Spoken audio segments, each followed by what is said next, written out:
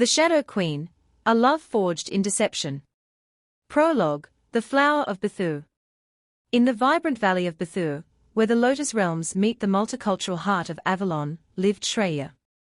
She was a vision that seemed to defy the laws of nature, her skin as fair as the mountain snows of Boreas, her eyes a deep, sapphire blue, and her hair a striking, fiery red that shimmered like a sunset. Shreya spent her days under the guidance of her mother, Devi Maitri, learning the ancient Sanskrit mantras that kept the rivers flowing and the forests green. To Shreya, the world was a melody of light. She did not know that deep within the Dark Citadel, a pair of obsidian eyes had been watching her through a scrying pool for years. Chapter 1: The Seduction of the Mirror. Lord Malik, the sovereign of Dajjal's Shadowlands, was a creature of ancient, jagged darkness. But he knew that to claim Shreya, he could not be a monster. Using a forbidden blend of Urdu whispers and Sihr, illusion, he transformed his terrifying essence into a masterpiece of human desire. He appeared in the Bithoor forests as a traveler of noble birth, muscular, with long black hair, and mysterious tattoos that seemed to pulse with life on his chest. He courted her not with force, but with the beauty of language. He spoke in mesmerizing English and fluid Urdu, weaving poems that felt like silk. Shreya was captivated, yet in the quiet moments, she felt a shiver of mad love and intensity in his gaze that felt like a predator claiming its prey. Chapter 2: The Great Abduction and the Famine. The obsession finally broke Malik's patience. In a burst of violet-black energy, he tore the fabric of space. Shreya was snatched from the green meadows and plunged into the Dark Citadel. The moment she disappeared, the planet Avalon began to die. Devi Maitri's grief was so profound that her mantras turned to ash. The curse of the Shadow Bride fell upon the land, the sun grew dim, the harvests failed, and a global famine began.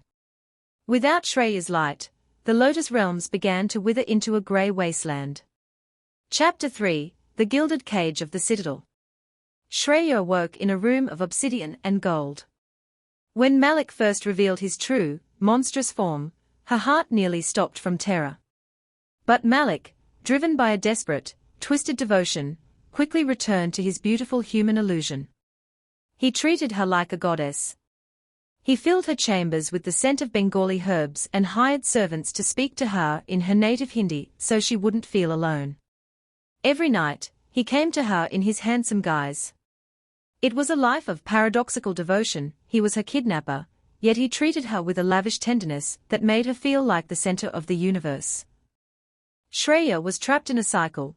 She feared his true nature, yet she began to crave the comfort of the man he pretended to be. Chapter 4: The Pomegranate and the Eternal Compromise. As the kingdoms of Avalon reached the brink of starvation, a grand delegation of Zyran scholars and Western knights arrived at the gates of the Shadowlands. They realized they could not defeat Malik without destroying Shreya, so a bargain was struck.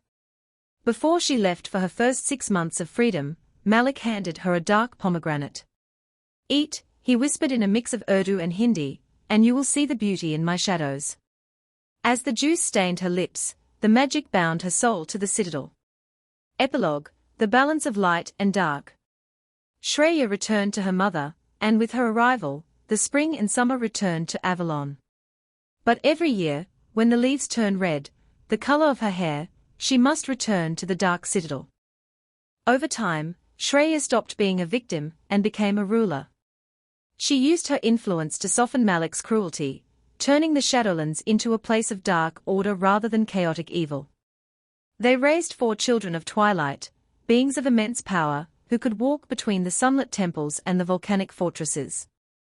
Shreya remains the ultimate survivor, a queen who found power in a forced hand, proving that on Avalon, even the darkest love shapes the destiny of the world.